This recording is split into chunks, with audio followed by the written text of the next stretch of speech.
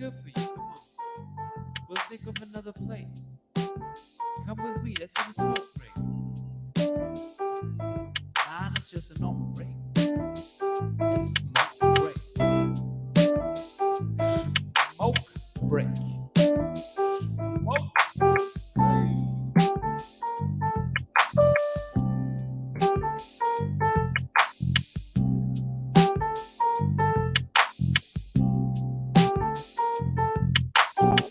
30 seconds and counting. There were plenty of years where there were guys who would dread being drafted by the Buffalo Bills. Not anymore. Astronauts report it feels good. T-minus 25 seconds. Brandon Beane realizes they're in a window of 2 to 3 years max to get this done while the iron's still hot. And getting Von Miller into that situation was big for the Bills. 10, 9. Oh, baby. Ignition sequence start. 6, 5, 4, 3, 2, 1, 0.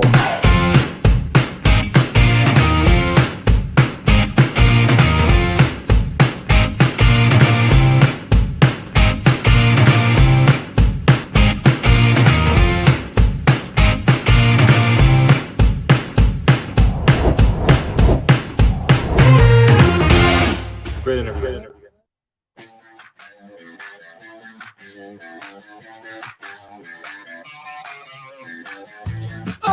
Oh, baby. What is up, Buffalo Fanatics? Z-Bot here with you. Live on the Buffalo Fanatics YouTube channel on a Monday night. And that, of course, can only mean one thing. It is the smoke break. So good to have you in. April 10th, 17 clicks away from the NFL draft. 2 weeks and 3 days until we find out what the Buffalo Bills and the rest of the 31 other teams in the NFL end up doing in this year's draft. And I'm starting to get very excited. It's this time of year where the draft rumors start to become more and more palpable. It goes from speculation to what seems to be reporters trying to get the word out. Nothing leaks on accident in this league, right? Now it's the matter of figuring out what the motive is. Is something leaked to throw another team off? Or is something leaked to try to get the wheels turning on something? You never quite know. All you do know is it's never by accident. And we just found out this past week that we could potentially see some movement from the Buffalo Bills and GM Brandon Beane in the first round. If you joined me last week, we talked about a potential trade scenario that NFL Network had conjured up where they were speaking on the Bills potentially moving down to 20 with the Seattle Seahawks, making a move that way. What we hear from Matt Miller is that the Bills could move up even further and that it's becoming more and more likely that that's something we could see from Buffalo in the first round. And if you were with me last week, I talked about how it had felt that I hadn't heard much about trading in this first round, but this just goes back to what I was just saying. As we get closer, you start to hear more and more about what could actually end up happening. And what do you know, within the last week here, we've been hearing more than we've heard in months about the potential for the Bills to make a move. Tonight, we'll take a look at what Matt Miller had to say about this potential trade and what that could mean for the Bills.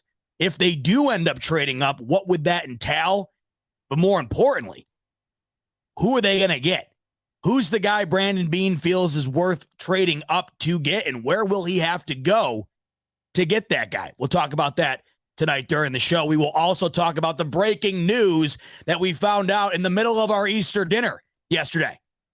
Odell Beckham Jr. to the Baltimore Ravens for an absurd amount of money. You've heard me pound the table on this show multiple times when it came to the potential for the Bills to get OBJ. I said, sign me up. I'm all in. But if they're considering giving him close to the $20 million asking price that apparently he's looking for, you can't count me out quicker. Baltimore was all over it. They didn't give him the full 20, but they came just about as close as anybody was going to get to giving OBJ the amount of money he was asking for. An absurd amount of money for OBJ to go to Baltimore in a current predicament or a current situation, a current landscape for Baltimore that is dicey to say the least. OBJ might not know who's throwing him the ball, but he did get his bag. Clearly that was the motivation. Props to him and his agent. Wild scenario coming out of yesterday. OBJ to the Baltimore Ravens. We'll talk about that today. And then speaking of wide receivers, Bills are reportedly visiting with one of the top wide receiver candidates in this draft coming up here this week. We'll talk about maybe the potential of this trade scenario for these Bills resulting in going wide receiver. Will Brandon Beane go all in on getting Josh Allen, that extra weapon that we've all talked about him needing to be able to take this offense to the next level? If you look at last year, if you look at the final four teams remaining in both the NFC and the AFC, it was a clear distinction between what the Bills currently have weapon-wise and what those four teams have. It's even more distinct when you get to the championship game and see what Philly has on their side. You see what Kansas City, even though they might not be the biggest names in Kansas City after moving on from Tyreek Hill, adding additional pieces that might not seem as explosive or as prominent of a player as Tyreek Hill was, they did add. And with those guys, they wound up getting the job done. Ultimately, all that matters. So we'll be talking about all that and more tonight on The Smoke Break. Good to have you in off of Easter Sunday. Hope everybody who celebrates enjoyed their Easter. I actually went home to Rochester from Stamford for the Easter weekend. I just got home. I'm not kidding you, 20 minutes ago. The traffic, horrendous. So when you get to the New York City area coming into Connecticut, it is just stop and go. And then I don't know if you're like me, but you'll get stuck in traffic. So then you'll delegate your trip home to Waze, the app Waze, because apparently, or not apparently, from my experience at least, that app is much more accurate in getting you the quickest way home. It'll avoid whatever you want, tolls, freeway, whatever. So I go to the Waze app. It thinks it's getting me a quicker way home. I take the back roads home. What does this thing do? It takes me on the back roads and then puts me right back on the highway. And it probably added another 15 minutes. So I just made it in before the show started.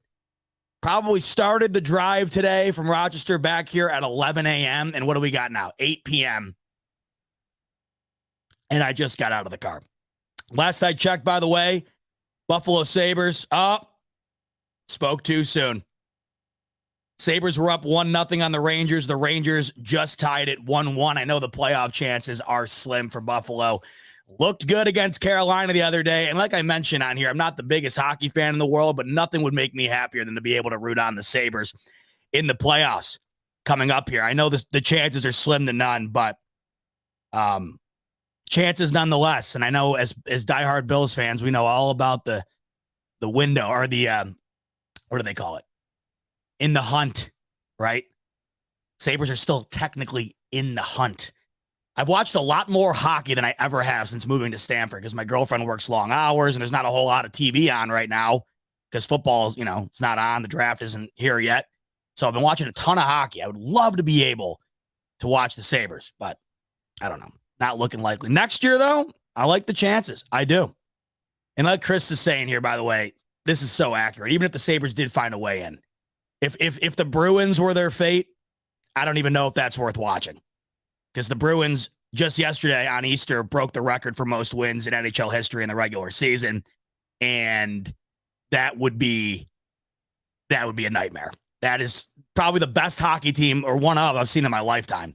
So, of course, if the Sabres did get in, naturally, of course, they'd have to go against one of the best teams in recent memory in the NHL. So, typical Buffalo, I guess, right? So, tonight, though, we're going to talk about this trade scenario because I find it very interesting that as we get closer to the draft, this is what's coming out. Last week, we saw this scenario potentially about the Bills trading with Seattle. Now, that was just Chad Reuter of NFL Network kind of giving his thoughts. But it was the first time that I had saw in writing, or at least from a major publication, talk about the potential for the Bills to trade. Now, obviously, every team has the potential to trade. You never know what's going to happen. But this is the first time I had really seen it put on paper with a legitimate scenario where, each team, it talks about what they're giving up, what they're gaining, and then how that all is executed. And to be honest, it was the first time that I think I really thought about the potential for the Bills to trade. And it's funny because even last year when the Bills moved up to get Kaiir Elam, I forget about the fact that they did move up to do that. It wasn't much. I think it was just, what was it, two spots, something like that. So it didn't really stick with me, the fact that they did wind up moving up to do that. But we do know that is something Beane will do, obviously, if there's a guy that he feels is worth moving up to get and a guy that he feels will be gone by the time their pick is up if he does not make that move. Now, we all have talked about this ad nauseum at this point, but I think it continues to be my main focus. What is the positional group that the Bills are going to be targeting in this first round? Because once again, another week removed from when I last saw you, nothing's really changed. There are so many different areas currently that you could make a legitimate argument for as to why the Bills should go after that specific positional group in the first round. Plenty of arguments on the defensive side of things. I've given you my thoughts there. Plenty of argument, of course, on the offensive side of things. With both sides of the ball come multiple positions that you could make the argument for. But I have given you my thoughts being I feel like this is the year you go offense. It just feels that way. And it feels as though the more we hear about these potential trade rumors, the more it seems like they are being targeted towards going after an offensive player. At least that's what Matt Miller of ESPN thinks, who had been the first reporter or insider to make it known this past week that the Bills are actively looking to make a trade in the first round. Now, let this be known, and if you don't know this already, this is just the way things go in the NFL and all sports leagues. There's always a motive for something getting out, right? But what that motive is what's up for debate. This could be put out there because, one, it could be legitimate, right? The Bills are looking to make a trade. Or two, Beane or whoever has this put out to make it seem as though the Bills are looking to move up, when in reality they're not. Throw off everybody in front of them, try to shake things up. It's all a major mind game. We've been over this on here. Like, if I've talked to you about my thoughts on Brandon Beane and all GMs, where I just think that it seems as though in order to become a GM, you have to take a course in becoming a master of saying nothing while saying everything at the same time. You give a bunch of, when you're being interviewed by the press or you're giving a statement, you say a lot, but at the same time, all those words result in a lot of nothing. You also have to be a master in deception, too. Make it seem like you're doing one thing, move the other direction. We just saw this last week when we were talking about, or was it 2 weeks ago, when we were talking about the DeAndre Hopkins situation, Matt Perino interviewing Brandon Beane, and he had said bluntly, he's a Arizona Cardinal, right? Like, if Brandon Beane an hour before talking to Matt Perino could have been on the phone with DeAndre Hopkins working a deal out for all we know, it wouldn't have made a difference. Or he could never have spoken to him once. You get the exact same answer every time. That's what a good GM does. He doesn't tip his hand. That's why I felt as though over the weekend when Boomer Esiason asked the general manager of the New York Jets what the situation surrounding Aaron Rodgers was, Boomer Esiason, I don't know what they were at some charity event or something. I'm not exactly sure the setting, but it was a public setting where the GM of the Jets was there. Boomer Esiason was on the mic. Boomer Esiason comes right out and says, what's the deal with Aaron Rodgers? And the GM of the Jets comes out and says he'll be here. Now, we all are aware of the fact that that's more than likely going to happen. Aaron Rodgers himself has come out and said that, right?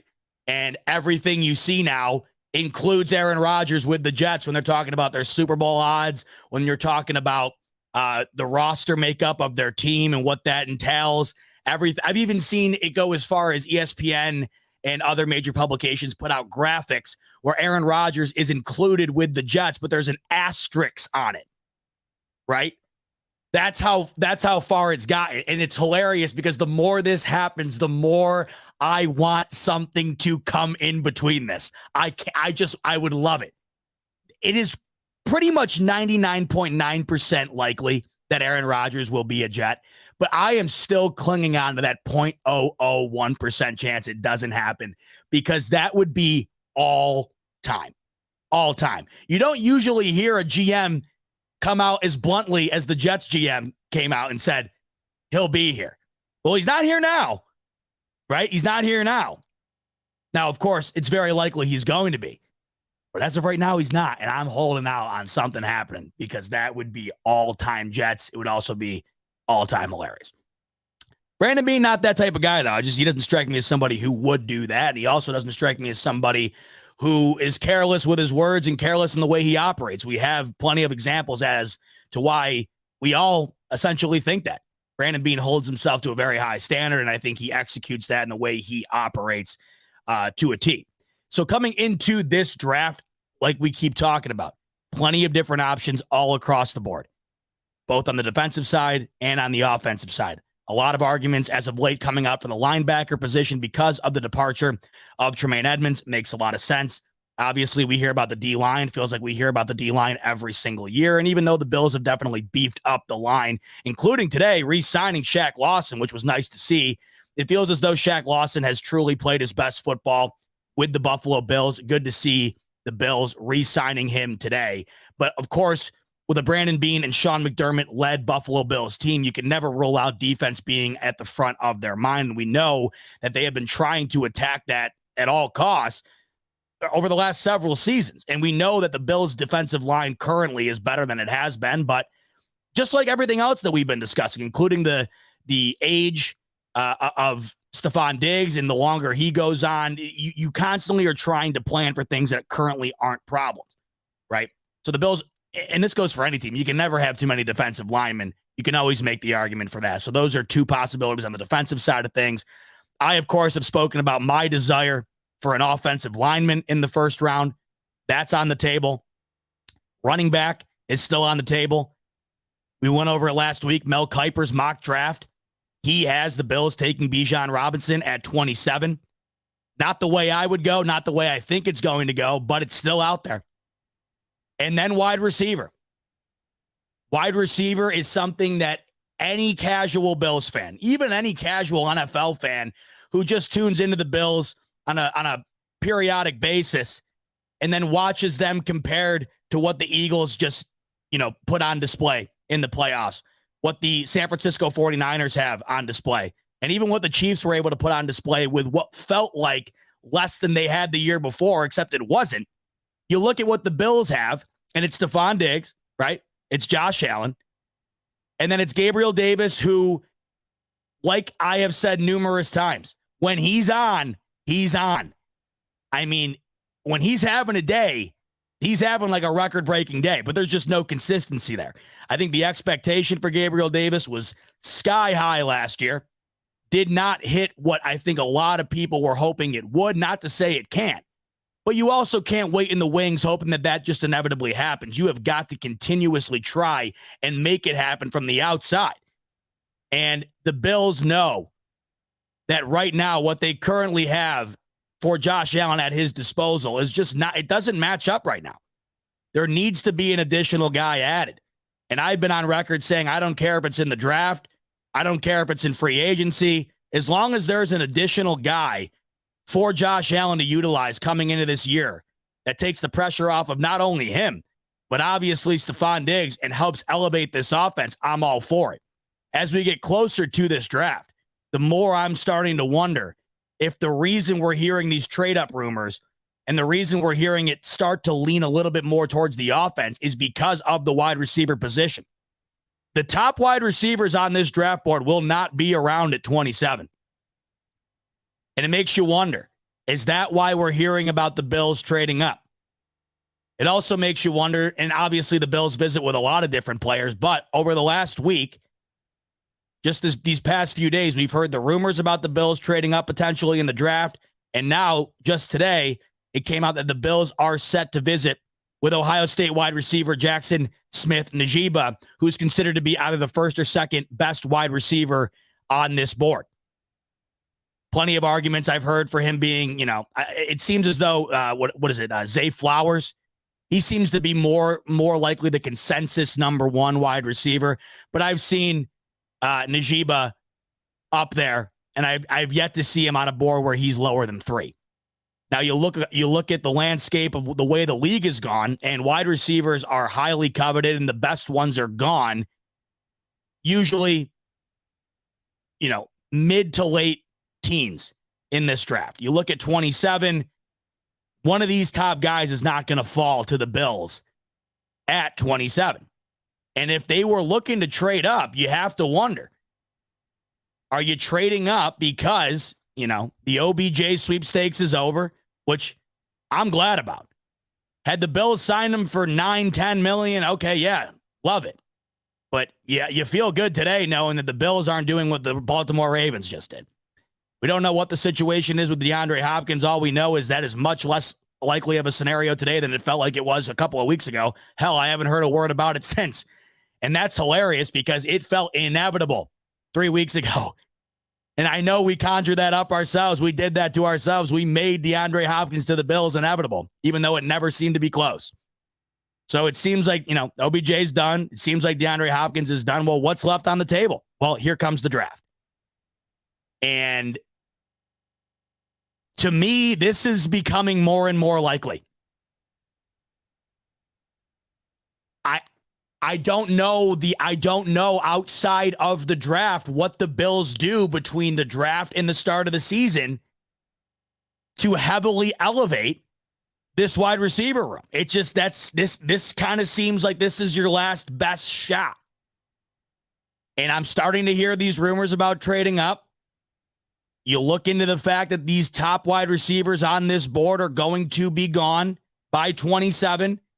You kind of put those two pieces together, and I'm starting to think more and more wide receiver in round 1.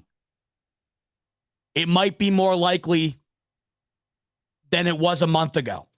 Not to say it wasn't likely a month ago, because like we keep talking about, we don't know what's more likely than the next thing. This seems to be becoming more and more likely to me. Let's take a look at where this all kind of started from. And that, of course, is from Matt Miller of ESPN. If you have not heard yet, he reported, let's see, when was this? April 7th. So just 3 days ago, this came out from Matt Miller, who's tapped into the league and obviously works for ESPN, but he has been an insider for a while. He's a good follow on Twitter. He knows what he's talking about. And in this article from ESPN Plus, the question was posed, which teams are you hearing could trade up in round 1? Now, I find it funny that before we even touch on the Bills, the other team and the only other team mentioned in this article is, of course, the team that the Bills have been competing to get past for the last X amount of years. The same team last year who traded up and got Trent McDuffie, and it makes you wonder how that affected what the Bills did in round 1, because as soon as the Chiefs made that move, Brandon Beane got on the phone and made a move of his own. So before we touch on what the Bills could potentially do, the other team mentioned in the same breath is the Kansas City Chiefs. And in this article, it says, quote, I have my eye on the Kansas City Chiefs. We saw them trade up for cornerback Trent McDuffie, like I was just mentioning, last year from number 29 to number 21. And I could see general manager Brett Veach moving up again this year with 10 draft picks. Wow, I didn't even realize the Chiefs had 10 draft picks. With 10 draft picks and a roster that doesn't have many open spots, it makes sense if the team sees an opportunity to land an impact player. Kansas City has holes at offensive tackle and edge rusher, 2 positions that are plentiful in the first round. I wouldn't be surprised if the Chiefs move up from 31 into the early 20s for a top-tier prospect at one of those spots. That's interesting because you have to wonder if there's more and more of a likelihood that the Chiefs move up. You can't help but think that that affects the Bills and how they approach what they do. Just 4 picks earlier, or 2 picks earlier than what the Chiefs currently have. And if you're looking at what the Chiefs are talking about here, 2 positional groups that have been mentioned when it comes to the Bills, the defensive line and the offensive line. And if the Chiefs are looking to make a move towards one of those positions and move up.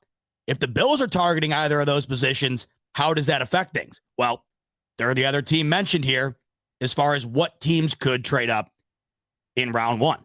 So here's where the story came out from. Matt Miller, once again here from ESPN. He says, quote, the Buffalo Bills are another AFC title contender with eyes on moving up. Based on what I've heard from sources around the league, the Bills will play the board and see who is falling, but with the number 27 selection, it's very possible General Manager Brandon Beane gets anxious and moves up for an interior offensive lineman or offensive skill player. Now, that to me, out of everything he says here, stands out the most. He goes on to say, that said, Buffalo has 6 total selections in this draft, so trading up very far wouldn't be possible without mortgaging future draft classes. There's a lot to unpack there. Now, when they talk about the Chiefs, that makes a lot of sense. I didn't even realize the Chiefs have 10 draft picks. So that makes a lot of sense. You have 10 draft picks without a whole lot to fill. Why not package those together and get one guy that you're really eyeing and shell off a couple of those extra picks that you might not need? With the Bills only having 6 picks, Matt Miller's making the obvious point here. If you want to move up substantially, and when I say substantially from 27, you'd have to venture to believe if substantially means getting into the teens, that's going to require future draft capital outside of this year. The other key area that really sticks out to me in this small excerpt here are the 2 positional groups, both in which I think that I have aligned with the most since the season ended and you start looking towards the draft. I've been on record about offensive line. I've been on record about wide receiver. Sure enough, Matt Miller thinks that if Brandon Beane gets anxious, which I find interesting, if Brandon Beane gets anxious, he could move up for an offensive lineman or an offensive skill player.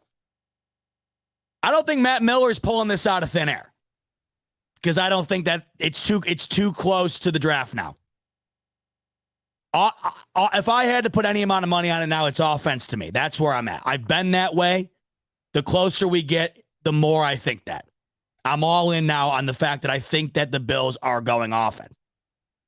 Where on offense is now what I'm starting to wonder the most. I'd be fine with either one of these. And I said this last week. I don't care what Brandon Beane does as far as moving up. If it's getting the guy that he 100% has, is all in on, the guy that has a million circles around him on their board that they would be distraught leaving the first round without. I don't care what they do because I'd much rather make the move to go get that guy than to have them sit on their hands, settle for their second or third choice, and just have it not pan out. I've mentioned this on here several times, the analogy of a half measure and a full measure. It feels like there's been plenty of half measures made with these Bills as of late to try to fill holes that have not been completely filled. And we saw that with the running back position numerous times. I finally felt as though this offseason, in pairing with last year and moving on from Devin Singletary, it does feel as though a full measure has finally been made. They went out and made that move on Damian Harris. They're finally going to be able to give James Cook a full year of experience. He really came on strong last year. Loved what I saw from James Cook. Loved the addition of Damian Harris to pair with James Cook because they're 2 different styles of running back. We have talked about the fact that the Bills were missing a bruiser-style running back that can run you over and get those short necessary yards in crunch time, in goal line scenario. They now have both the finesse running back and the aggressive running back. I think a full measure has finally been made in that department. But I would then go on to say that I feel the only way that you can get the most out of that positional group is by upgrading this offensive line, which we have been over. I mean, how many times do you have to talk about it? The offensive line was subpar at best last season, and we saw that translate into a handful of problems, including Josh Allen constantly being under pressure, Josh Allen constantly having to put the team on his back and get out of the pocket and make something out of nothing happen. And then, of course, the ultimate lack of a run game where it just was never reliable. And it was never something that the defense is ultimately feared outside of what Josh Allen and his running ability brought to the table. So offensive line, it just makes too much sense. And that's something that I think will be inevitable in this draft. Will it be round one? That's the question. But the other inevitable move that needs to be made at some point on offense is wide receiver. You cannot come into this year with Stephon Diggs and Gabe Davis. Rangers just scored, by the way. You know, I'm not entirely sure how much that even matters, but I figured I'd say I don't even know if I don't know what the deal is. The Sabres probably need like 10 different things to happen that won't happen, but whatever. I think losing tonight probably just puts a big X on it either way, but you can't go into this season the way things are stacking up. I mean, look, let's just the OBJ thing happens. Let's kind of pair these two things together right now, because this is just one example. The OBJ thing happens for Baltimore yesterday. Paying him $15 million guaranteed with an additional $3 million in incentives is insane to me. I cannot understand it, especially when you do not have your franchise quarterback in the good graces of the front office right now. You don't know if he's even going to play. No one knows the status on what surrounding Lamar Jackson. All you know is there is a major discrepancy in compensation for his play. And I don't know how great of a look it is, even though it's an added weapon, a much needed added weapon for this Baltimore Ravens passing game. How good of a look is it to give OBJ wide receiver one type money off of 2 torn ACL injuries, not playing all of last season, missing 20 games over the last 2 seasons? How good of a look is it to shell out that amount of money for him while Lamar's still sitting in the wings saying, hey, you're shelling out all this money for OBJ and we still can't get my deal taken care of? Now, we've talked about the fact that there's blame on both sides, but it's still, to me, a very odd situation. But let's just say that this was the move that needed to be made to get Lamar in the good graces of the front office at some point. He does come back next year. Okay. Let's just take a look at 2 teams that come off the top of my head that are automatically improved in the wide receiver department coming into this season that are in the AFC. Right there is the perfect example. You have the Baltimore Ravens, who now have Odell Beckham Jr., but in addition to that, they also have great pieces outside of OBJ and one of the better tight ends in the league in Mark Andrews. You have Delvin Duvernay, right? You have Rashad Bateman coming back off of his injury. He barely played towards the latter half of the season. They have multiple guys on that wide receiver team that you don't think of because a lot of them were banged up last year. You also don't think about the passing attack when it comes to the Baltimore Ravens because it's usually a run-heavy offense. They have when healthy, with the addition of Odell, if he stays healthy, you got to start taking a look at that wide receiver room for the Ravens and saying to yourself, man, that's pretty damn good. Let's talk about the New York Jets. Infinitely better, right? Not only do you have the rookie of the year at wide receiver, but you also add McCole Hardman and you also add Alan Lazard, with the addition of Aaron Rodgers being the person throwing them the ball, not Zach Wilson. These teams are getting better and better. Let's talk about the Jacksonville Jaguars. Already unbelievably improved last year under Doug Marrone after the debacle with Urban Meyer. And they made additions that people didn't think were going to be world changing. They ended up being very monumental. I mean, who would have thought Zay Jones would have been an impact player? Who would have thought Evan Ingram would have asserted himself into being one of the best tight ends in the league after leaving the Giants? In addition to all of those pieces, including a great run game, they also have Calvin Ridley coming back. Calvin Ridley, off of his suspension from the NFL for gambling. Did I say Doug Marrone, by the way? I might have said that, by the way, instead of Doug Peter. I think I might have said Doug Marrone, by the way. Good God. That is not the reason the Jags are much better. Imagine. Doug Peterson, my apologies. But they also have Calvin Ridley coming into the equation. An improvement. So there are teams that are already currently set up, and there are also teams that are trying to get in the way of the Bills that are getting better and better and better. And if the Bills go into this year with their best improvement on offense being Damian Harris with no additions on the outside for Josh Allen to throw the ball to, with Stephon Diggs getting up there in age, knowing that the future, right? Stephon Diggs right now, it's still as good as it gets. But I'm talking about getting a guy that you can rely on going forward, because you see how quickly things can change. You see how quickly things can rotate. Look how much different this offense was without Cole Beasley, without John Brown. I know it didn't. I mean, Cole Beasley seems significant, but I don't think we really understood the significance of losing him. Things come and go quickly. You've got to constantly reload the arsenal. The Kansas City Chiefs have done a phenomenal job of that. That's why it didn't seem like they lost a beat last year after losing Tyreek Hill. They made additions that didn't seem all that significant, but they were good enough to plug in and get going towards the next step. The Bills have got to make a move.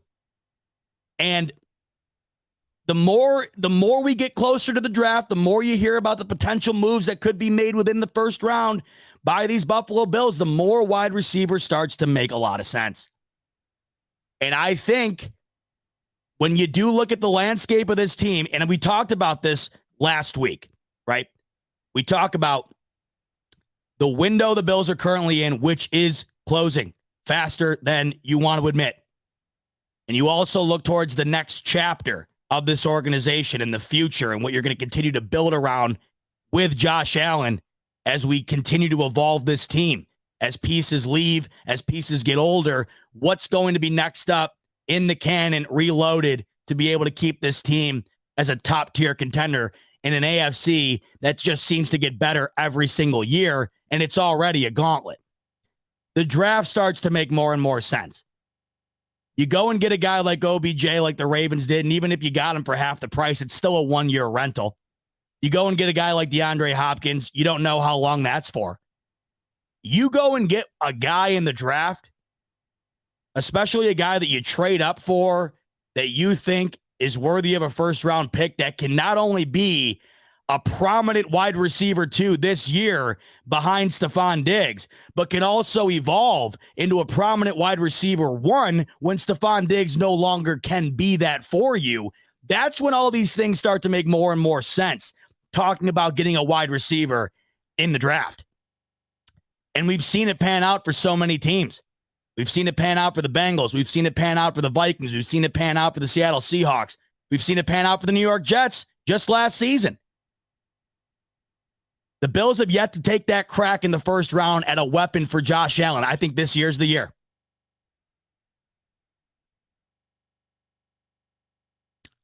You start thinking about it, right? More and more. And I know that I think I personally had convinced myself, just based on the verbiage and, the ultimate approach of Brandon Beane, I think I had kind of convinced myself that skill position, or, they like to coin them as luxury picks, I kind of put those on the back burner in favor of the trenches guys, right? Because that just seems to be the MO of Brandon Beane. It's also something that he's repeatedly said. He doesn't want to attack the weapon side of things before he feels as though the interior is where he wants it to be. On the same foot, though, you also have to consider what you're going into this season with. And if the Bills go into this season with Stephon Diggs, Dawson Knox, and Gabe Davis, I mean, let's do a hypothetical here. As far as AFC teams and their current weaponry, and how that ultimately lines up with the Bills. So here you have a list of the AFC teams. We'll just go through. With OBJ now, a healthy Rashad Bateman, Mark Andrews, Duvernay, a solid run game. Advantage Ravens when it comes to weapons over the Buffalo Bills going into next season, if they stay healthy. This is all a matter of health, obviously. I'm talking about on paper with the assumption they're healthy. Advantage Baltimore. Houston, obviously, no. Denver, you could make the argument, right? You're getting your rookie running back back from injury. You have solid pieces. It all depends on what Russell Wilson's going to be able to bring to the table, but you also have to take into consideration they have one of the best offensive minds to ever do it in Sean Payton running the ship this coming season. I'd say they're more on par with the Bills than I would say extraordinarily above, but Denver has a solid core of offensive talent if Russell Wilson can get back to form. Cincinnati, it's a no-brainer. No question about it. An infinitely better weaponry unit than the Buffalo Bills. That's not even close to a debate. The Miami Dolphins, yeah. Is that even a debate? Tyreek Hill, Jalen Waddle, Gesicki. You have to remember, we're not talking about, I know I just mentioned it with Russell Wilson, but we know what Russell Wilson can be. But if you just take away the quarterback situation, we're talking about simply weapons. Think about what Josh Allen has been able to do with what seems to me, at least, a weaponry unit that is not loaded like some of these other teams have. Could you imagine what the Bills would be with Tyreek Hill and Jalen Waddle, with Josh Allen? When you're thinking about what the Bills have as far as weapons are concerned, it's easy to try and justify it being better than it is because Josh Allen's the guy taking the snaps. I'm talking about simply personnel surrounding Josh Allen. Dolphins better. Ravens better. Bengals better. Chiefs better. Jacksonville better. Raiders on par. Devontae Adams and Stephon Diggs right there. That's on par to me. What the Raiders have and what the Bills have as far as weapons are concerned. The Jets better. The Chargers, when healthy, better. Is it starting to become a little bit obvious? You're right. Gesicki is a pat. Now, I forget that, by the way. Oftentimes forget about the New England Patriots, which is funny to say. I feel like it felt like they did nothing this offseason. And it's almost like I'm putting the Patriots out of my mind. It's so weird. I don't even think about them. It is the weirdest thing. Happens to me all the time. Never think about them. You do look at this landscape of AFC teams, though. And I just think it starts to become more and more clear. And now, of course, you could have your arguments all day about which units you think are better and worse. That's fine. But there's arguments to be had, for sure. You can't argue that the Bills are a class above the majority of these teams, though. You just can't. You could argue maybe they're on the same level. You can't argue they're a class above. You really can't. You can only argue they're a class above a couple of these teams here. And that's not including the fact that Josh Allen is the one throwing the ball. We're talking about simply personnel surrounding Josh Allen. It just feels as though this is the time, because not only can you utilize it now, but you really got to start looking towards the future when it comes to who Josh Allen's going to be throwing the ball to in a few years. It's starting to make more and more sense to me that a move up, if it happens, should it happen, could be towards one of these wide receivers. But that's all, of course, going to be predicated on the ability to do it. What's that going to take? What's moving up in the draft to get that wide receiver that you're eyeing going to take? Now, I know I said I'm all in as far as doing what I think Brandon Beane feels is best for this team and getting the guy that he ultimately wants, but that's not to say you completely shell out a bag full of future picks or whatever in order to do it. It has to be within reason. Obviously, you might be able to stretch a bit more than you would otherwise. It will be interesting to see if and when it happens, what it is going to take to be able to pull it off. I also wonder what I'd be comfortable with in doing. But I guess it also depends on the way the board moves and who's available. I feel like we won't really know until we hit about, pick 12, 13, the way that the wide receiver board's moving, what's going to be in play. All I know is, though, the more I hear about trades, the more I look at the landscape of this team, the more I look at the landscape of other teams, the more it seems as though weapon first round? Should that be wide receiver? Or, hey, should that be Bijan Robinson like Mel Kiper's thinking? It seems the Bills need another piece in this draft because I don't know where else it's going to be coming from. Now, speaking of wide receivers in this draft class and teams that or players that the Bills are interested in, one of which, as I mentioned earlier, is Ohio State wide receiver Jackson Smith-Njigba, who the Bills are set to visit with. This just came out about 5 hours ago. This one via Sports Illustrated, where it says, quote, the Bills are looking to find out more about arguably the best receiver in the 2023 NFL draft class. Now, this is where things get interesting because we're talking about not only the possibility of this happening, but of course the desire for it to happen. But if you're going to go up and get a top guy, that's what really gets the gears going in my mind about thinking what that would take.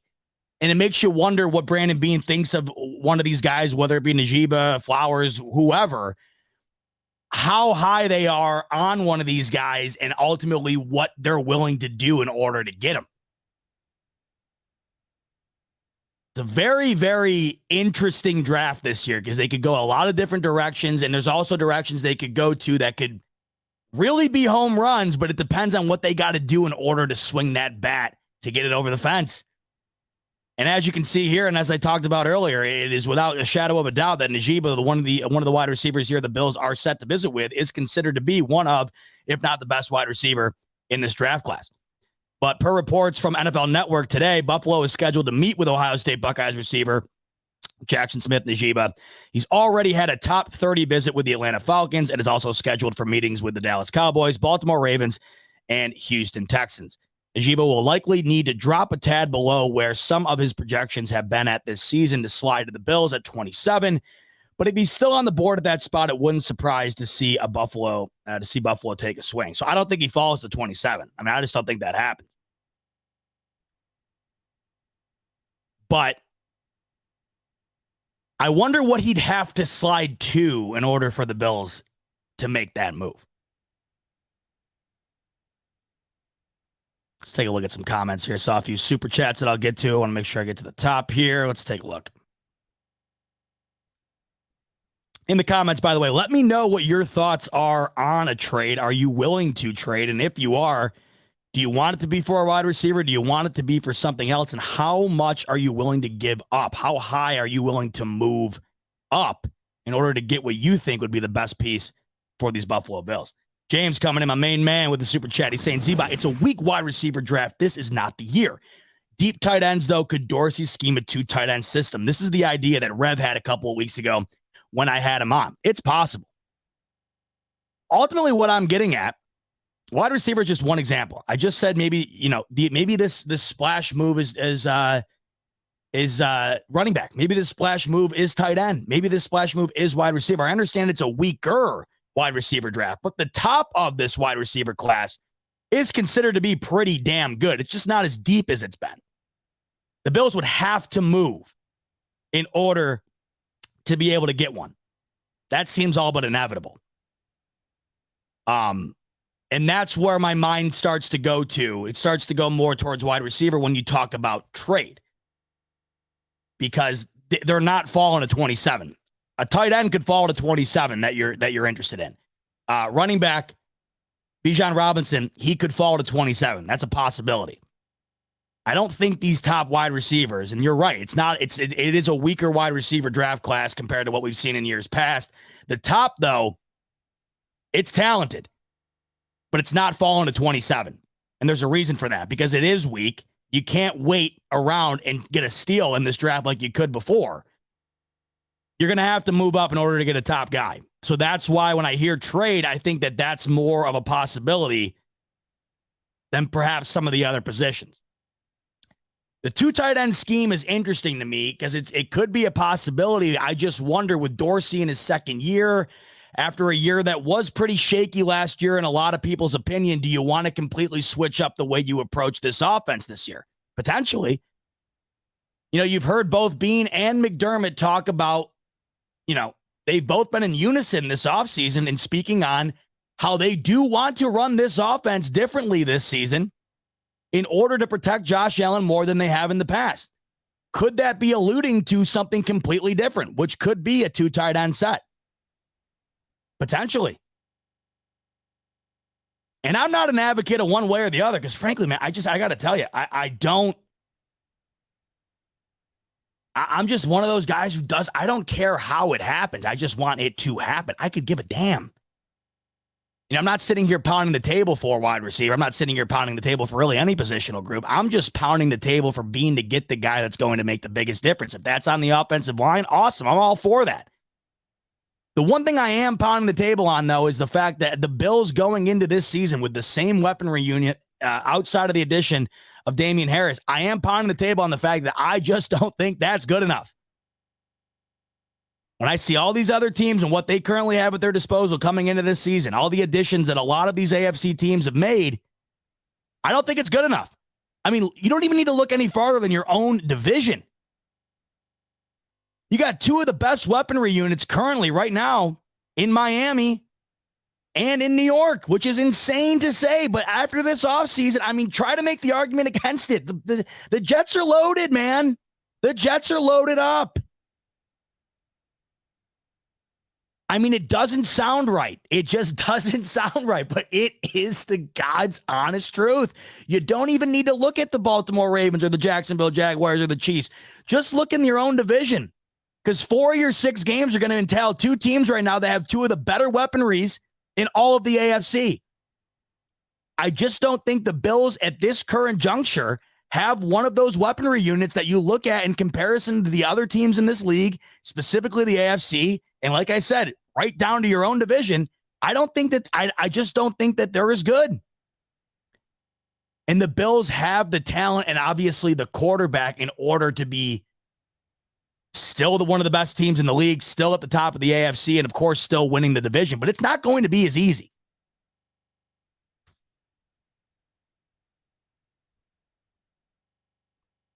Scrolling up through here, getting some thoughts. By the way, like I said, share your thoughts on what you think is the best move in this first round, because I still think, even though we do hear about, this is an interesting one. Kim's saying, I mean, you want to talk about out of left field, something I haven't heard of at all. Kim's coming in here saying trade down for more picks. That I don't see. But here's where I'm an advocate of that. You get to 20, say, because I don't think Bean just makes a trade up. I know, and that's why the word anxious in Matt Miller's bit there, it really stood out to me, because it just doesn't seem like a move. It doesn't seem like a style or an approach that we would expect from Brandon Bean.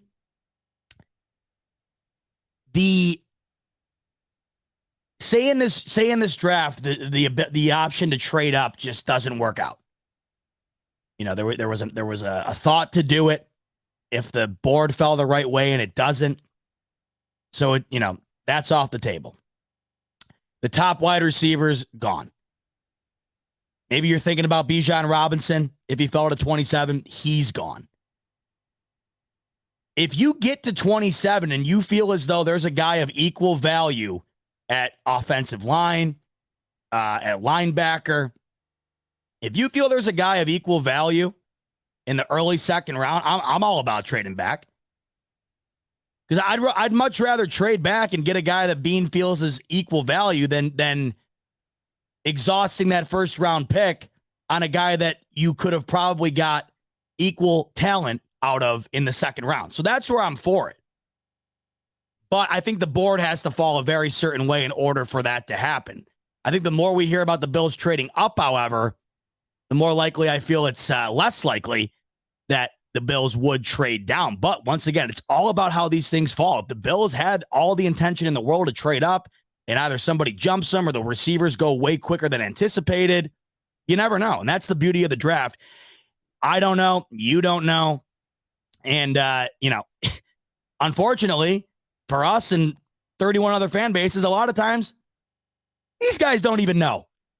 So that's the craziness of the draft. It's almost like all 32 teams get together on a weekend in April and they just have a gigantic 7-round game of roulette where each team gets a spin and you're hoping each round, each spin you have lands on a winner. That's what this is.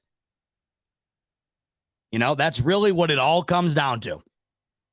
And that's what's the fun part about it. It's also what's the very frustrating part about it. Taking a look, I'm looking at here. Still 2-1 Rangers, by the way. That's the interesting part of this whole scenario. That's what always interests me about the draft is that, you know, you got all these guys who are, this is their job. And even then, it's still just so much of a gamble, all of it. I mean, you look at the Bills' offense right now. Is there even a first round pick other than Josh Allen? As far as weapons are concerned, there isn't. There isn't one. There isn't a first round draft pick.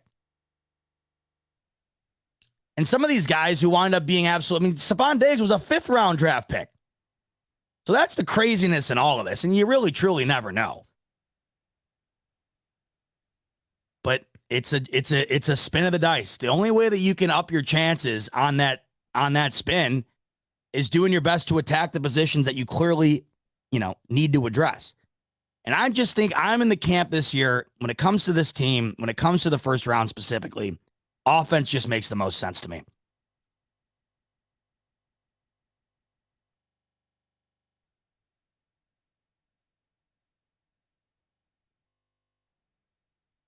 See, Scott, this is an interesting example too here. Just to go to show you how much with Josh Allen, you know, gets covered up a lot of the time. Think about what Brock Purdy, the tandem, really. I mean, the literal by committee quarterback room that San Francisco had rolling this year until it just completely disintegrated in the playoffs and they were down to their punter, essentially. Think about how good that offense was without even needing a top 15 quarterback, right? That's how much your personnel matters, and that's how much Josh Allen has covered up. Because when you look at the talent on the San Francisco 49ers offense, in addition to their offensive line, you have one of the best tight ends in the league. You have the best running back in the league. You have one of, if not the best gadget guy in the league in Deebo Samuel. You have a top wide receiver in Brandon Ayuk. I mean, it's incredible that you look at that personnel and how just that alone with pretty average quarterback play can easily be one of the best teams in the NFL. Where on the other end of things, you look at what the Bills have, and they have one of those guys, one top caliber guy with one of the best quarterbacks in the league, and they're essentially on the same playing field as far as outcome is concerned. And you're starting to look at other teams in the AFC who are building more and more units that are more resemblant of what the Niners have than what the Bills really have. Most of these teams now that are really getting it done at the top level have at least 2 top guys. At least. I mean, if we take a look at, let's take a look at the Super Bowl is a perfect example, right? Eagles are just absolutely loaded. The Niners are absolutely loaded. The Bengals absolutely loaded. The teams that wound up moving on past the divisional round, they're just loaded up. And in addition to that personnel group, outside of the 49ers, in addition to that personnel group, they also all have great quarterbacks.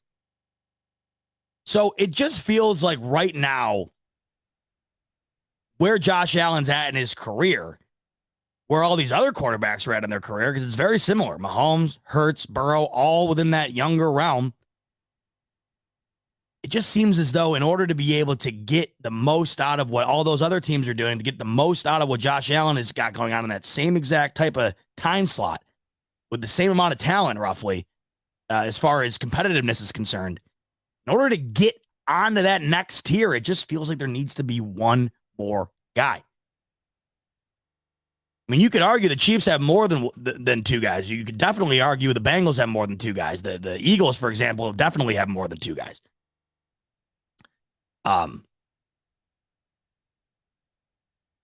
It just makes sense. And I know I saw earlier we were talking about with weapons and wide receiver, how this year is not the year because of the depth of it. Well, you also have to consider this too. And I understand, you could get into a situation like next year, maybe where it's deeper and you can still be picking late 20s and get a top wide receiver.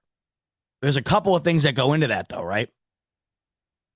One, do you want to continuously wait towards the latter end of the first round or later on in the draft in totality to get your next true wide receiver one, future wide receiver one, solidified wide receiver two? Two, are you ever going, like Brandon Beane said about the Bengals, are you ever going to be bad enough to not have to move up and be in a spot to be able to get one of these these top wide receivers? That's the last thing we want. It's the last thing we want. So even though it might not seem like the year to do it because of the shallowness of the amount of top wide receivers, at the same time, think about it. If we want to maintain this amount of success, if the Bills do want to get one of these top wide receivers, they're going to have to move up anyways, whether it's this year or next year. Because I don't know if you're going to want to just wait back and get one of these guys later on in the draft, hoping it pans out. That's one option. Or two, it's trading up, and it doesn't matter if you do it this year or next year. You really got to consider the fact that if you're going to get one of these guys in the draft, it's going to have to be earlier than later. That's the first world problem of a top NFL team.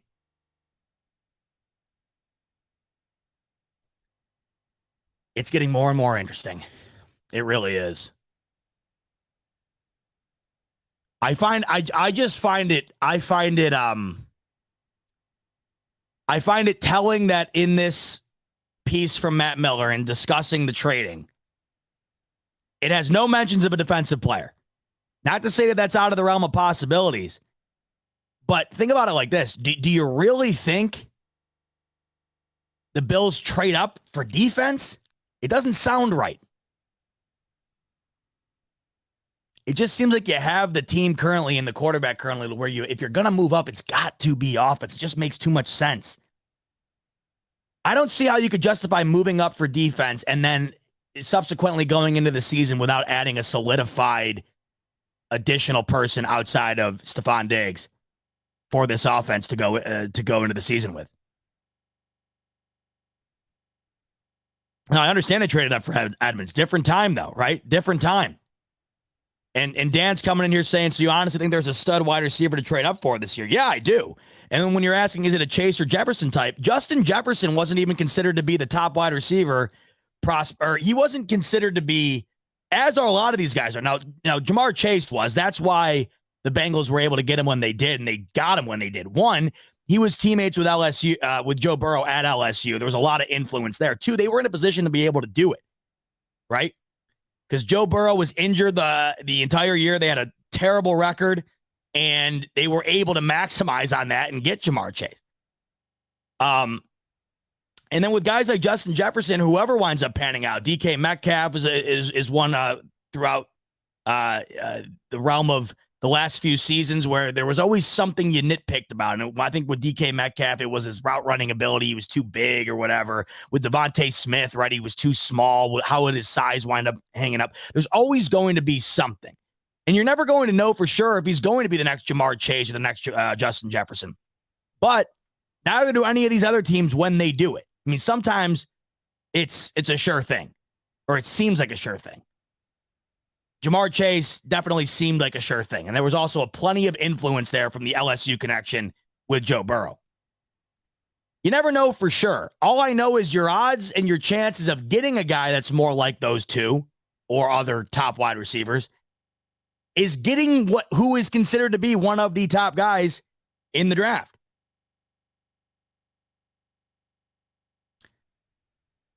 It's incredibly interesting. And the more we talk about what could potentially happen the more I'm starting to get really excited. Like I say on here all the time, I'm not the biggest draft guy in the world just because of the uncertainty of it. Like, it's so tough for me to get my head wrapped around buying all into the draft process and doing all these mock drafts and all this prospecting when, one, you really have no idea who's going to hit and who doesn't. And two, you really have no idea what positional group it's even being narrowed down to. There's just, I do understand people's love for it because it is fun.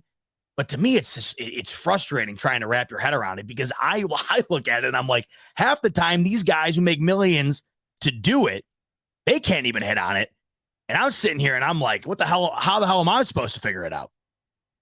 But what does get me excited about, especially this time of year, is situations the Bills are currently in where I'm starting to get leans, here and there. But I am pretty much in the camp right now of having no clue where they're going to go and how they're going to go there. And that's what's getting me super excited about it. I'm also starting to think more and more as I start thinking more about the draft. I'm starting to think more about the future too. I mean, I am thinking about the current moment, what the Bills currently have that they need to try to maximize on now because it's not going to be around forever. Obviously, that's front of mind. But I am starting to think a lot more about the future of this team too. And that's where I do lean towards wide receiver when I think about things, or I do lean towards the offensive line when I think about things, because I am starting to think more about the team going forward. Because I think a lot of the time, and rightfully so, because this is the way things have been with the Bills, they've been trying to maximize on the team and the talent they have right now, while they were under Josh Allen's rookie contract, while they were currently in what quote unquote Super Bowl window, we've been conditioned to think pretty much only about that. But as I've talked about, that window is rapidly closing and the next chapter is about to be opened up on this team at some point. And that's where my mind starts to go towards finding a guy that is going to be able to contribute now, but also have the ability to be mentored into being the next guy, whatever positional group that ends up being. So that's what's getting me super excited about this, because I think that whatever they wind up doing here in round one is going to wind up being a pivotal piece of this team moving beyond this Super Bowl window. So who's that going to be? And ultimately, how does that end up impacting the Bills currently as well? That's where my excitement stems from. And I can't believe we're almost only 2 weeks away from it. But I'm starting to get really, really excited. All right. Hour in the books. And it was a lot of fun. Went quick tonight. Next week, we're right back at it.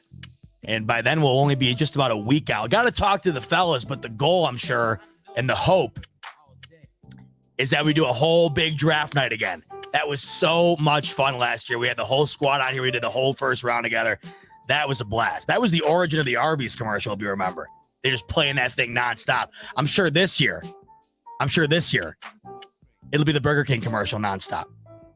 I don't know. All I do know is I got to talk to the fellas because we need to get that locked down, because I'm stoked to be able to bring the draft to you guys right here on the BF channel with the rest of the fellas, because that's always a blast. And then we get to find out together about all these things we're talking about. What are the Bills going to end up doing? It's exciting stuff. Finally, an actual gigantic football event to dive right into, because I cannot watch baseball. I just can't do it. Now that March Madness is over, I need this. Almost 2 weeks. Hold on tight. 17 days. I'll be back with you 7 days from now right here on the Buffalo Fanatics YouTube channel on the Smoke Break, Monday night, 8 p.m. Eastern next week. I will see you then. Until then, enjoy the rest of your week. And as always, go Bills. It's good for you. We'll think of another place. Come with me. Let's have a smoke.